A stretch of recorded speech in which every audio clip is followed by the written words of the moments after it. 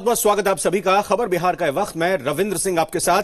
विधानसभा चुनाव को लेकर एनडीए में सीट बंटवारे का नया फॉर्मूला सामने आ चुका है। जी हां, सूत्रों के हवाले से यह खबर है कि जेडीयू सबसे ज्यादा 110 सीटों पर चुनाव लड़ सकती है, जबकि बीजेपी के हिस्से में 10 कम यानी 100 सीटें आ सकती हैं।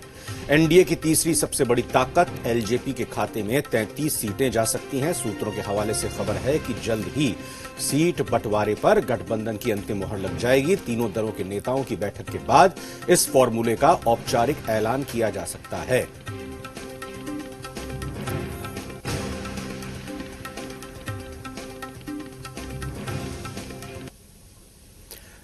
तो सीट बंटवारे का यह फॉर्मूला इस वक्त आपको बता रहे हैं कि किस तरीके से सामने आ सकता है, जिसकी रूपरेखा तो तैयार कर ली गई है। बस यह माना जा रहा है कि इसकी घोषणा भर होनी बाकी है। लेकिन ये जो फॉर्मूला आप देख रहे हैं 110 इज टू 100 इज टू 33 यानी 243 सीटों में जेडीयू के हिस्से में 110, बीजेपी के हिस्से में 100 और एलजेपी के हिस्से में 33 सीटें। लेकिन बड़ा सवाल और वो ये कि जीतन राम मांझी अगर इस गठबंधन में आते हैं तो उनको कहां से सीट मिलेगी? क्या जेडीयू अपने कोटे से सीट देगी?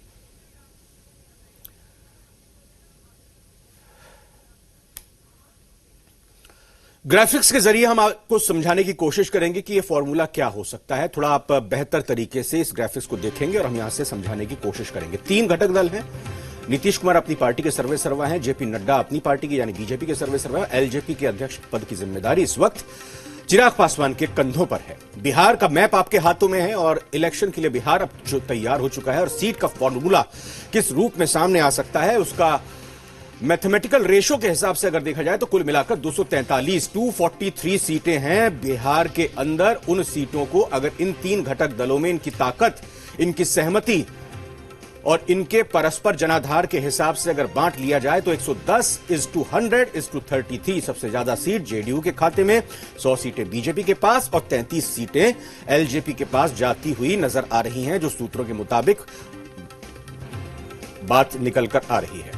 बड़ी बात, 2 बातें निकलकर आती हैं। बहरहाल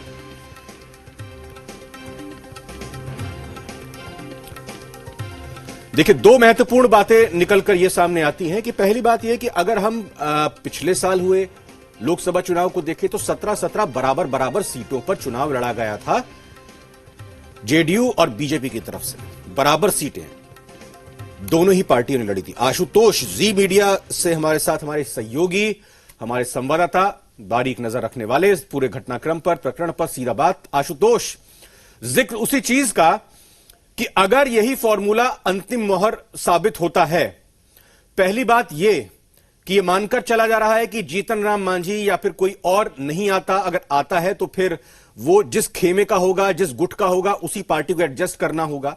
और दूसरी बात मैं आपसे यह भी समझना चाहूंगा, 2019 का जिक्र मैं कर रहा था अपने दर्शकों को जानकारी देते हुए कि 17 सीटों पर बराबर बीजेपी और जेडीयू चुनाव लड़ी थी। बीजेपी ने अपनी जीती हुई सीट जेडीयू को दी थी।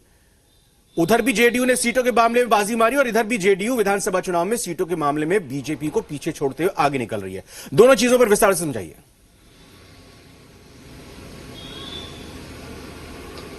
देखिए, यहाँ कहीं ना कहीं बीजेपी अपना उदार हृदय दिखा रही है। और आपने देखा होगा कि जिस तरह से लोकसभा चुनाव में बीजेपी ने जेडीयू को लीड दिया, यहाँ पर भी लोकसभा चुनाव के बाद विधानसभा चुनाव में भी बीजेपी सहयोग देने के लिए तैयार है, ज्यादा सीट देने के लिए तैयार है। और थोड़ा सा समीकरण देख लिया जाए, हालांकि हम लोग माइनस जीतन राम मांझी को ही लेकर चल रहे हैं। एलजेपी लगभग 40 से 43 सीटों की डिमांड कर रही थी और जो अभी सूचनाएं मिल रही हैं सोर्सेस के हवाले से 33 सीटों पर सहमति बनती दिख रही है, क्योंकि जेडीयू ने 5 और अतिरिक्त सीटें छोड़ने का मन बना लिया है कि ठीक है, हम 5 अतिरिक्त सीट दे देंगे। और बीजेपी की तरफ से जो 105 सीटों की बात आ रही थी, बीजेपी भी अपनी 5 सीटें दे देगी।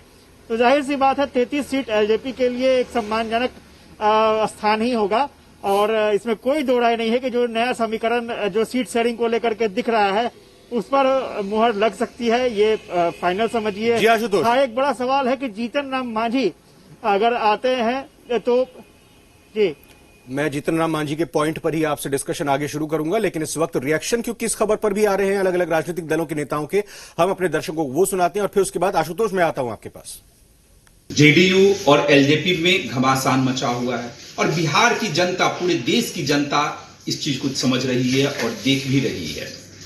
चिराग पासवान जी जिन जिन मुद्दे को उठा रहे हैं, विपक्ष का जिस तरह साथ वो दे रहे हैं, मुझे लगता है कि वो समझ चुके हैं कि एनडीए की नाव की जो सवारी करेंगे तो चिराग पासवान जी को भी उसका नुकसान होगा। सब दिन चुनाव के लिए तैयार रहते हैं। हमारा संगठन का काम चलता रहता है। अभी प्रदेश कार्य समिति की बैठक वर्चुअल तरीके से हुई है और हमने अपनी पूरी रणनीति अक्टूबर के प्रथम सप्ताह तक का बना लिया है। कार्यक्रमों की घोषणा कर दी है। हमारे गठबंधन के सहयोगी दल है जदयू, वह भी अपनी पूरी तैयारी कर चुके हैं।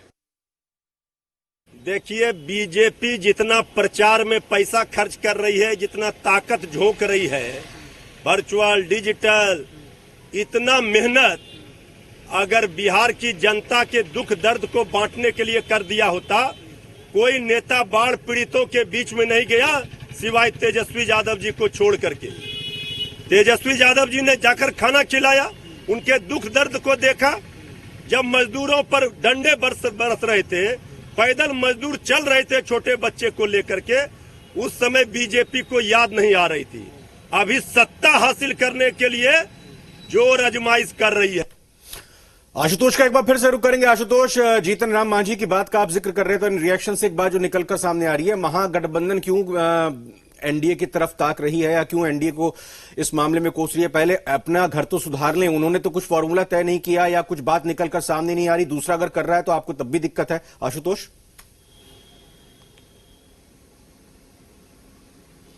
देखिए जरूर अभी भी महागठबंधन को ये लग रहा है कि ठीक है, जीतन राम मांझी ने महागठबंधन को भले ही छोड़ दिया हो, लेकिन जो मंशा लेकर वो महागठबंधन माफ कीजिएगा एनडीए की तरफ जा रहे हैं, वो मंशा उनकी सधेगी नहीं, क्योंकि अभी भी मामला सीटों को लेकर फंसा है। दो चीजें स्पष्ट तौर पर हैं। एक तो जेडीयू की तरफ से ये कहा जा रहा है कि आप हमारी पार्टी में मर्ज कर जाइए। जीतन राम मांझी को ये कहा गया है कि आप हमारी पार्टी में मर्ज कर जाइए। वही जीतन राम मांझी साफ तौर पर इंडिपेंडेंट चुनाव लड़ना चाहते हैं और अपने पार्टी की जो स्वायत्ता है वो बनाए रखना चाहते हैं।